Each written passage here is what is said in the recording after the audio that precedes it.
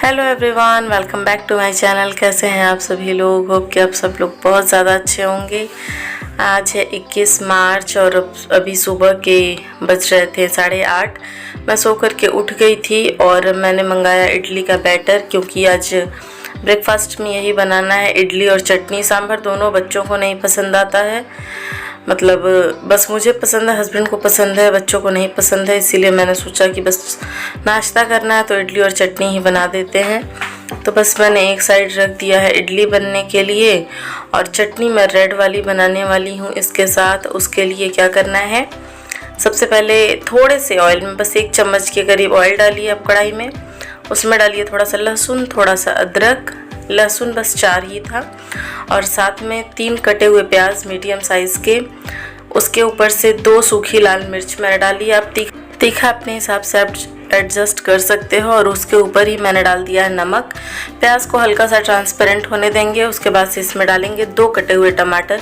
इसका मेज़रमेंट यही रखना है, 3 प्याज मीडियम साइज़ के और उसमें 2 मीडियम साइज़ के ही टमाटर। अभी इसको अच्छे से गलने तक पका लेना है, मतलब अच्छे से इसको कुक कर लेना है बेसिकली। और फिर जब अच्छे से ये ठंडा हो जाएगा तब इसको चटनी वाले जार में ट्रांसफ़र करके इसको पीस लेंगे। बहुत ही टेस्टी बनती है ये चटनी। और नारियल की चटनी के साथ साथ ये भी चटनी यहाँ पे देते हैं साउथ में, बहुत टेस्टी लगती है। बल्कि मुझे तो नारियल की चटनी से ज़्यादा ये वाली चटनी अब अच्छी लगती है हम लोगों को, तो मोस्टली मैं यही बनाती हूँ। और ये देखिए मैंने इसको पीस लिया है अच्छे से, और साथ में तब तक मैंने एक तरफ चाय रख दी थी और ये हमारी इडली भी बन के तैयार है। अब सिंपल हम चटनी में लगाएंगे तड़का। पैन में मैंने डाला है थोड़ा सा रिफाइंड ऑयल, उसमें डालेंगे राई चटक जाएगी तब इसके अंदर ऐड करेंगे करी पत्ता, और बस इसको अच्छे से मिक्स करके इस चटनी के ऊपर डाल करके अच्छे से मिक्स कर लेंगे। और ये देखिए हमारी मस्त वाली इडली के साथ खाने वाली चटनी बन के तैयार है, रेड चटनी। और ये है हमारा आज का ब्रेकफास्ट। तो अभी मैं नहा करके आई, फिर मैंने नाश्ता किया। नाश्ता करने के बाद मैं लग गई घर के कामों में। कल से नवरात्रे लग रहे हैं 22 मार्च से, तो आज ये सारा कुछ मुझे क्लीन करना है। तो बस वही मैंने बेडशीट वगैरह सोचा पहले उतार करके लगा दूँ मशीन में, धुलता रहेगा, तब तक मैं अपने बाकी के काम निपटा लूँगी। तो बस अभी मैं आ गई थी बेडरूम में, और बेडशीट और ओढ़ने वाली जितनी भी चादरें थीं उन सबको मैंने निकाला, और साथ के साथ मैंने पहले लगा दी मशीन। जब तक मशीन में कपड़े धुलेंगे तब तक हम अपना बाकी का काम निपटा लेंगे। तो एक के बाद एक काम जब रहता है तो इसी तरह मैनेज करना पड़ता है, और ख़ास करके कि जब अकेले रहो तब तो और। तो अकेले रहने का एक डिसएडवांटेज ये भी होता है कि आपको सब कुछ अकेले ही मैनेज करना पड़ता है, आप किसी भी सिचुएशन में रहो, क्योंकि घर के काम तो कभी ख़त्म होने से रहें, और ख़ास करके जब कोई फेस्टिवल वगैरह होता है तब तो और।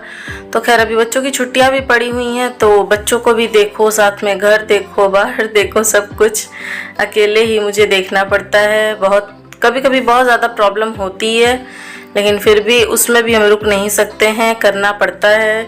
मतलब ऐसा लगता है ना, लेडीज़ की ज़िंदगी ऐसे ही चलती रहेगी, जब तक दुनिया चलेगी लेडीज़ की ज़िंदगी ऐसे ही चलती रहेगी। और ये बस हाउसवाइफ्स की कहानी नहीं है, मुझे लगता है कि जो वर्किंग वीमेंस होती हैं, जो बाहर जा कर के ऑफिस में काम करती हैं, उनके साथ भी सेम सिचुएशन है। मेरी सिस्टर भी बैंक में जॉब करती है, लेकिन घर बच्चा उसे भी देखना ही पड़ता है। तो ये सब चीज़ें चलती रहती हैं लेडीज़ की लाइफ में, उससे हम बच नहीं सकते हैं। तो ये देखिए अभी मैंने साथ के साथ झाड़ू लगा लिया है पूरे घर में साफ़ करते हुए, और इसके बाद से मैं आई किचन में ये सारे रात के धुले हुए बर्तन थे, तो अब मैं इनको सेट कर दूंगी, क्योंकि पानी तुरंत नहीं निकलता है तो और ऐसे रखना पड़ता है हमें। क्योंकि इस पे मैंने आपको दिखाया था एक बार, मैंने फॉइल बिछाया था, जो फॉइल आता है एक बिछाने वाला, फ्लिपकार्ट से लिया था मैंने इसको।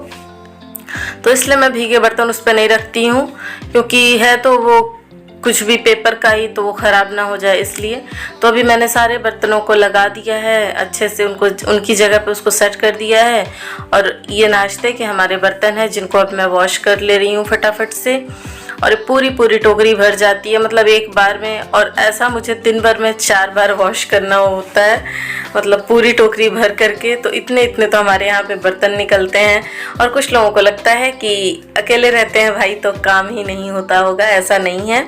हम लोग हवा पानी खा करके पी करके ज़िंदा नहीं रहते हैं, हमारे घर में भी काम होता है, अकेले रहने वालों को भी। तो खैर ये देखिए अब मैं बना रही हूँ फटाफट से बच्चों के लिए खिचड़ी, क्योंकि बच्चों की डिमांड थी बस खिचड़ी और पापड़ खाने के लिए।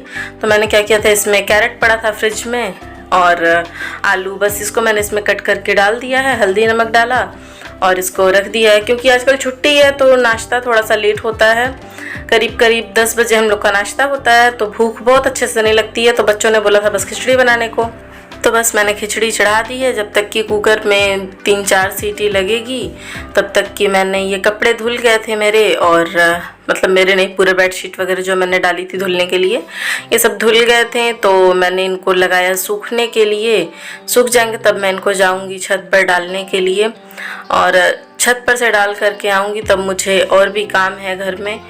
और इतनी तगड़ी वाली धूप हो रही है आजकल ना, और अचानक से मौसम बिगड़ भी जा रहा है कभी कभी।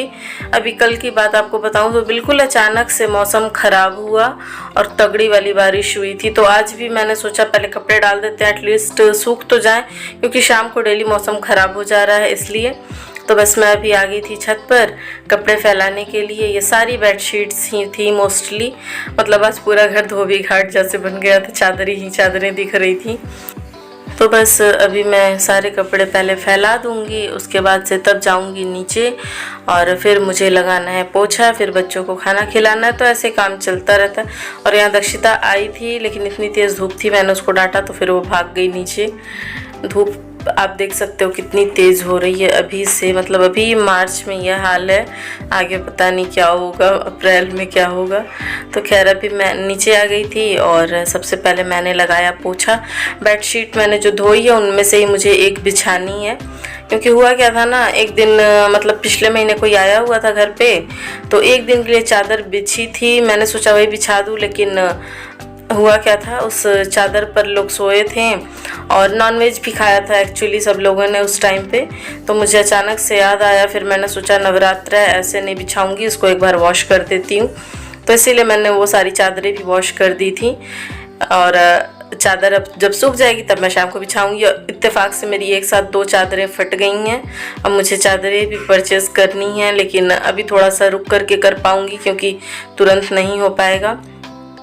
तो ये देखिए अभी मैं वापस पोछा वोछा लगा करके मैं आई किचन में, और बच्चों के लिए मैंने खाना निकाल दिया है, और पापड़ मैंने फ्राई कर लिया था पहले ही बच्चों को देने के लिए। आज इन लोगों को यही खाना था, बस खिचड़ी और पापड़। दक्षिता का तो फेवरेट है ऐसे मूंग दाल की खिचड़ी और पापड़। और बस खाना वाना खिला करके मैं आ गई थी स्टूडियो बच्चों को लेकर के, फ़ोटो क्लिक करानी थी पासपोर्ट साइज़ इसलिए। और यहाँ दक्षिता अजीबो गरीब सी हरकतें कर रही थी, कभी हाथ जोड़ के खड़ी हो जा रही थी, कभी कुछ और। खैर वो मैं कैप्चर तो नहीं कर पाई, जब तक मैंने देखा तब तक वो मतलब सीधे खड़ी हो गई थी। फर्स्ट टाइम स्टूडियो आई थी तो उसको कुछ पता नहीं चल रहा था कि पासपोर्ट साइज़ फ़ोटो खिंचवानी है, वो अलग ही मतलब अपना कुछ करने लग गई थी। तो खैर वहाँ पे मुझे लग गए आधे घंटे, वहाँ से मैं फ़ोटो वगैरह बनवा करके बच्चों का फिर ले करके आई, फिर छत पे आई वापस से। सारे कपड़े सूख गए थे तब तक कि मौसम बहुत प्यारा हो रखा था इस टाइम पे, इतनी अच्छी हवा चल रही थी कि हम लोग कुछ देर के लिए छत पर बैठे भी थे। फिर उसके बाद से नीचे आए, तब मैंने बेडरूम अपना सही किया, चादर सूख गई थी तो मैंने सोचा चलो लगा देते हैं चादर को, रूम को सही कर देते हैं। और अभी तक शाम हो गई थी, 6 साढ़े 6 हो गए थे, मतलब पूरा दिन लग जाता है। और अकेले करूँ तो और भी ज़्यादा दिक्कत, आपने देखा ना, घर में बाहर सब कुछ अकेले मुझे मैनेज करना पड़ता है। तो खैर लेडीज़ चाहे जहाँ पे भी रहें उन्हें काम तो करना ही है, ऐसा नहीं है कि बस ससुराल में रहती हैं जो लेडीज़ उन्हें काम करना पड़ता है, जो अकेले रहते हैं उनके पास भी सेम वही सारे काम होते हैं, ऐसा नहीं है कि हम कोई काम नहीं करते। खैर इसके बाद से मैं आई अपने लिए, मैंने बनाई चाय, क्योंकि मेरा सिर दर्द होने लगा था पूरे दिन काम कर करके। और बस अभी इस ब्लॉग को इधर एंड करने का टाइम आ गया है। अच्छा लगा हो तो लाइक कीजिएगा, शेयर कीजिएगा, चैनल पर नया है तो सब्सक्राइब ज़रूर कर लीजिएगा। मिलते हैं एक नई वीडियो के साथ, तब तक के लिए खुश रहिए, खुशियाँ बांटिए। Thanks for watching.